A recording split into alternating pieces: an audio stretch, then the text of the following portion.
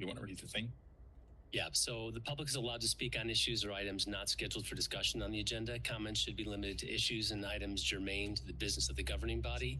The commission will not discuss or debate these items, nor will the commission make decisions on items presented during this time. Members of the public will be limited to 3 minutes for comments. Please.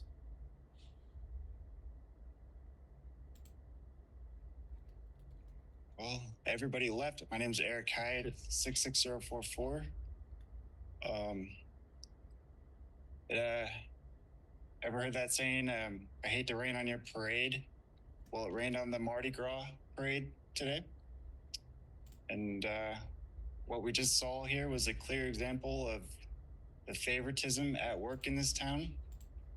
And also, the other thing I wanted to say, how we are the city, people who work for the city serve themselves, serve public servants over the public. Just want to point that out before I mention other things. For the past decade or so, specifically mostly the last 7 years, my reputation has been damaged, it's been harmed. I've been intentionally slandered, defamed with malicious intent. And now, for almost 12 months, 11 months shy of 12 months, because I registered for city commission about a year ago. So as I run for city commission, I see the same tactics at play. Media bias, exclusion, and blatant favoritism. That wasn't planned, just I saw it today. Blatant favoritism here in Lawrence. The media, the Lawrence Journal World specifically, I'm going to point to them, refuses to acknowledge my campaign for Lawrence City Commission. Not because I lack ideas. Sorry, I'll look up. Not because I lack ideas, but because I believe in the public good over the public servant. I stand for the people, not the system that serves itself. This is the only place where my voice can truly be heard, because outside of this, no one seems to care. No one except one other person in this room. My wife in 11 days. But I know there are others out there who do care, who believe in something greater than this broken system. I support the police and all that stuff. I think they're important. And I support a lot of other stuff in this town. But there's definitely a broken system at work here. But anyway, in regards to the people who believe in something greater than the broken system, I need them to stand with me. So, Shum, Johnson, and Jacob get their articles in the paper. They get their picture in the paper. They get their campaign in the paper. I get nothing. And I registered almost a year ago.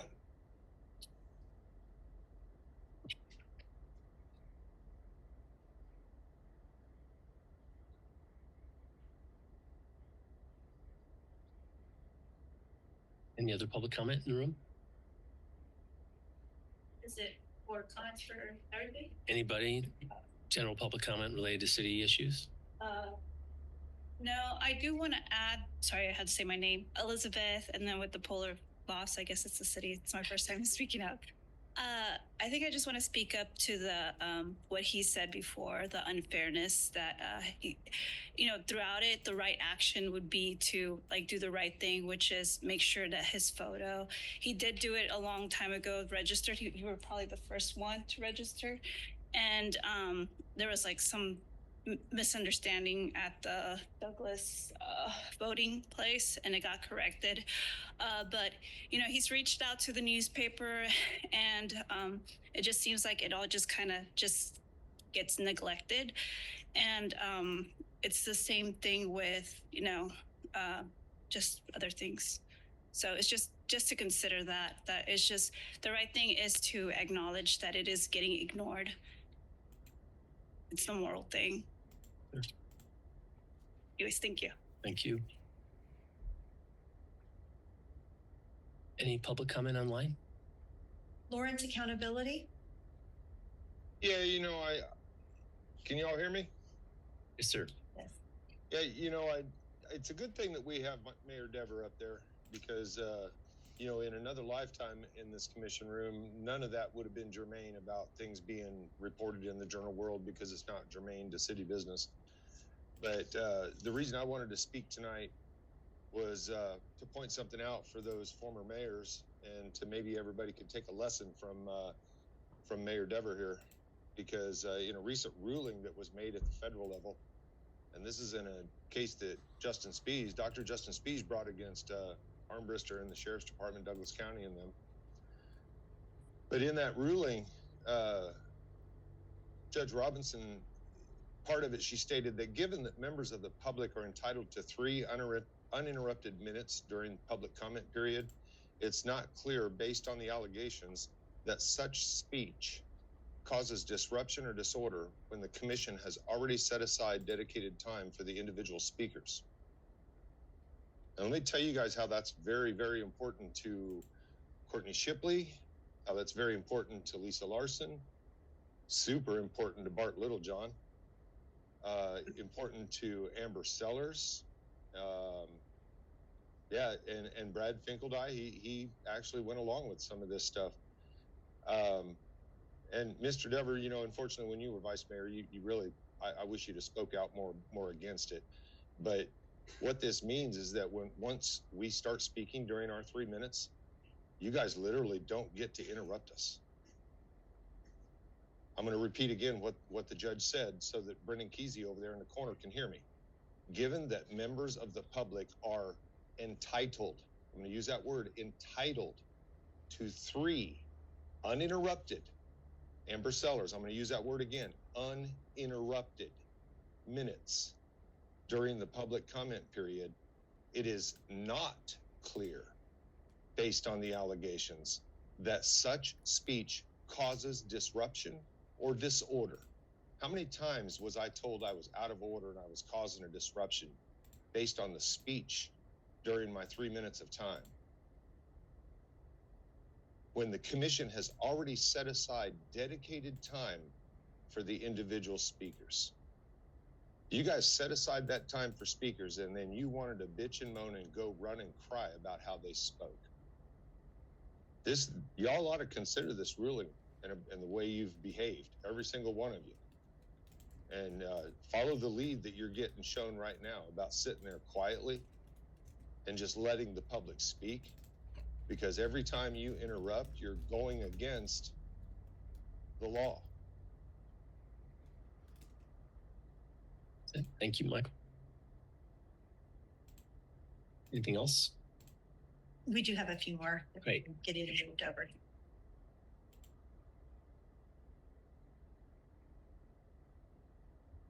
Samuel Carter.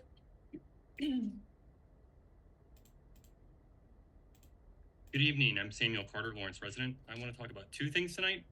One, if one of you would be so kind as to let me know whether you intend to consider the Planning Commission's recommendations regarding occupancy limits at the March 18th City Commission meeting, I'd greatly appreciate it. I'm going to organize folks on this topic, and I'll operate under the presumption that you will be considering occupancy limits, but clarification would be sincerely appreciated. Thank you. And secondly, I wanted to talk about some of the benefits of following the process for Land Development Code amendments agreed upon at the November 12th City Commission meeting. As a reminder, this process was to handle Scrivener's errors and not similar non-substantive changes first, then consider loopholes, before finally proceeding to full LDC review in the 3rd quarter of 2025. One benefit of following that process is that it's transparent. It was agreed to. Veering from that process risks putting members of the general public in the dark about what is happening. Another benefit, more substantive than procedural, is that following the agreed upon process can free up staff time to focus on the issues. I'll give you an example. With an occupancy limit of 3 unrelated persons, there is a strong possibility there are bedrooms in Lawrence sitting empty, unused, because occupancy limits legally prohibit someone from being housed. Capable city staff should be able to estimate how many unused bedrooms there are in Lawrence as community, and how many more people could be housed if we had less restrictive occupancy requirements. But more fundamentally, these occupancy limits are arbitrary and are rooted in a much more regressive and repressive era. I honestly thought we were moving past this. I know the city has tried to be more inclusive in their definition of family, but it's still a judgment on what makes a family. That judgment is ultimately arbitrary and potentially harmful to people and families who may not fit traditional molds. Finally, I'd like to address a fear people have expressed that increasing occupancy limits would lead to families being outbid for properties. I'd like to point out that if you think about this just a little bit, that short of limiting occupancy to one unrelated person per household, this could always be the case. I don't think it's relevant when considering whether the occupancy limit should be 3 to or 5 unrelated persons. And frankly, I mean, I'm pro housing, so I believe housing more people in general is better for the city overall. So that's all I had for tonight. Thank you for your time. I really appreciate it. Thanks, Samuel.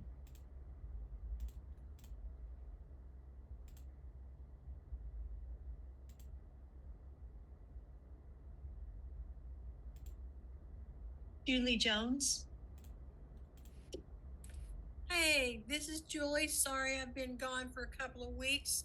Had appointments to attend, but I have followed up on the video. A couple of things I want to ask the direction on, and I know you guys can't answer, but I don't know what to do about this. For the last 5 years, I've attempted to have the electrical Evergy and AT&T boxes moved into their 20 feet of allowed zone. And I know where the zone is because I had to move my shed up out of the 20 feet. That was the don't build in that zone over here off of the Wakarusa stormwater drain. And I can't seem to get anywhere except I go around and around in circles with code tells me to contact Evergy and AT&T tells me to contact code. And here I am 5 years later and I've still got the boxes sitting there. So I'm not sure who I go about contacting about this. My other thing is I'm building a greenhouse in my backyard under 200 square feet.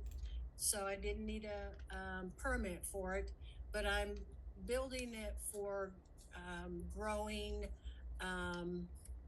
things for my neighbors and myself so that we can have fresh vegetables and all of that stuff. But the budget has run over what I had originally planned for. And I've noticed all of these nonprofit people coming up and asking for money. And so I wondered if I have to develop a nonprofit to come and ask the city for money for the overage of the budget of my greenhouse that's going to be like a community feeder, or if I can just plan and do a presentation. So I don't know if I need to send that to you in an email because I know that's a question and you're not allowed to talk to us about those type of things.